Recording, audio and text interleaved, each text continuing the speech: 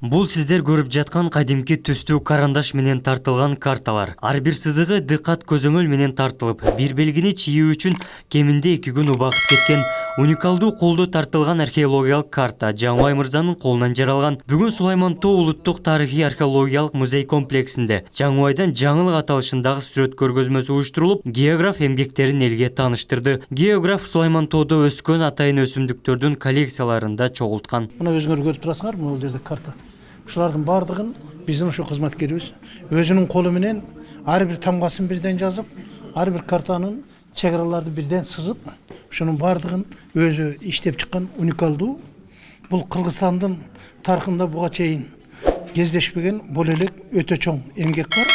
Ошол эмгекти биз жалпы замандаштарга, эл журтка көргөзүп коелу деген ниет тилек менен биз бүгүн ушул көргөзмөнү ачтык. Ата энеси, Жаңыбайдын өзүнүн мугалимдери, окуткан агайлары жана башка ушул жерде музейдин кызматкерлери болуп ушуну ачтык. Алгач картаны чийүүдө чек ара сызыктарына өзгөчө көңүл бурулуп, археологиялык эстеликтер орун алган аймактарга шарттуу белгилер түшүрүлгөн. Ошондой эле өлкөдөгү географиялык жер суулардын аталышы да белгиленген. Картаны чийүүнүн негизги максаты кыргыз элинин тарыхый эл экенин далилдөө жана өлкөдө археологиялык эстеликтер жайгашкан жерлерди тактоо болуп саналат. Географ бул эмгекти 5 ай аралыгында бүткөргөн. Мындан тышкары дүйнөнүн картасында уруулардын жайгашуусунда колдоо чийип чыккан.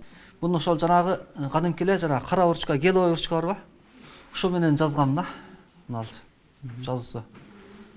Ошол анан бул мына чекесинде мына жазуулар, тамгалар турат го мына. А, Б, В, Г, Д, Е жазып. Бул ошол баягы эмеден чоңойтуп түшүргөм да. Баягы атластанчы. Ага да куду ушундай кылып жазасың дагы ошол баягы атластагы эмедегечи.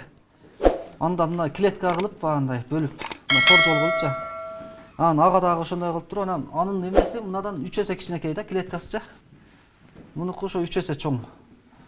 Анан ага дагы ушундай кылып, мына цифралар ошо тамгалар түшөт да, анан ошону ошо 3 эсе чоңойгон да, мына алчы.